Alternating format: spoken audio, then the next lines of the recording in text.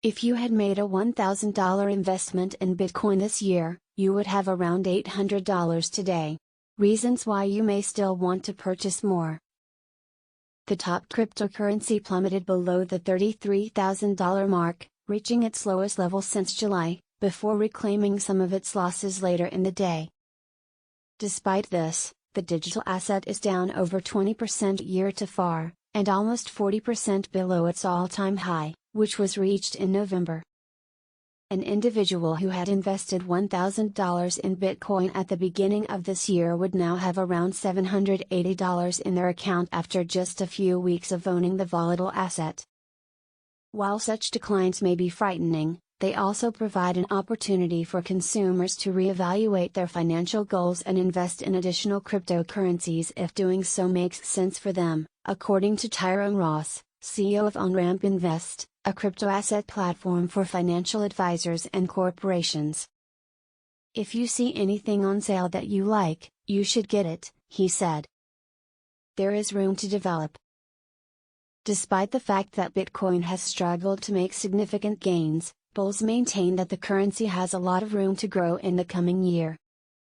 In an interview with CNBC's Street Signs Asia on Monday, Antony Trenchev, co-founder and managing partner of cryptocurrency loan platform Nexo, predicted that Bitcoin will hit $100,000 this year, most likely by the middle of the year.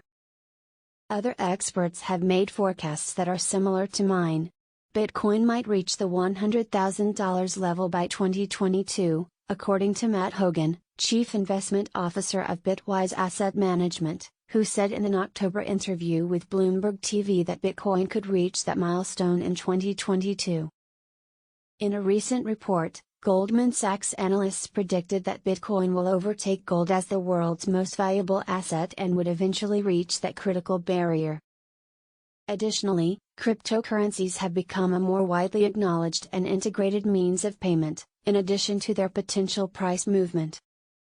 Although we are not yet at mass adoption, Ross believes that we are at mass acceptability, and that now is a good time for individuals who have done their homework and determine that cryptocurrency is the correct investment for them to get in on the ground floor. The length of time spent in the market is important. To be sure, you shouldn't rush into any investment just because it is reasonably inexpensive, according to industry experts. According to Ivory Johnson, a certified financial planner and founder of Delancey Wealth Management in Washington, D.C., if purchasing cryptocurrency does not fit into your long-term financial goals, you should refrain from doing so simply because it is trading at a relative discount at the time of purchase. If you have a 10-year time horizon, I believe this is a good moment to purchase it, he said of the stock. Otherwise, he suggests that investors adopt a more comprehensive approach to the asset class rather than attempting to time the market in a turbulent market.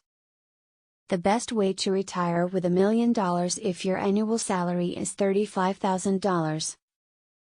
He believes that investors should have a compelling motive for purchasing cryptocurrency rather than getting drawn in only because the price has plummeted. Some of the reasons include regarding the item as a store of wealth, considering it to be uncorrelated, and desiring to acquire it as a result of the rising rate of adoption. Individuals should be aware of how much of their whole portfolio is invested in cryptocurrencies before becoming involved, and they should ensure that the allocation fits their risk profile, according to Johnson. Before making a purchase, new investors should have a clear understanding of how much they are prepared to risk. If you put 20% of your portfolio into cryptocurrency and you can't handle volatility, you have what's regarded as a problem, he said. If you put 20% of your portfolio into cryptocurrency and you can't handle volatility, you have what's regarded as a problem. Even if you're not actively trading, investors should anticipate that cryptocurrencies will remain volatile. According to both Ross and Johnson, the traditionally hazardous asset hasn't been put through its paces in a climate like the one we're now seeing, when interest rates are expected to climb. As Ross said, you should fully assume that crypto will continue to decline in value, so only invest what you can afford to lose. You should fully assume that crypto will continue to decline in value, so only invest what you can afford to lose. It is essential, according to both experts, to have a safe personal financial status as well as a well-defined investment strategy before investing in cryptocurrency. If you dollar cost average on the way down as well as on the way up, it will smooth out that volatility and also boost returns, says the largest mutual fund.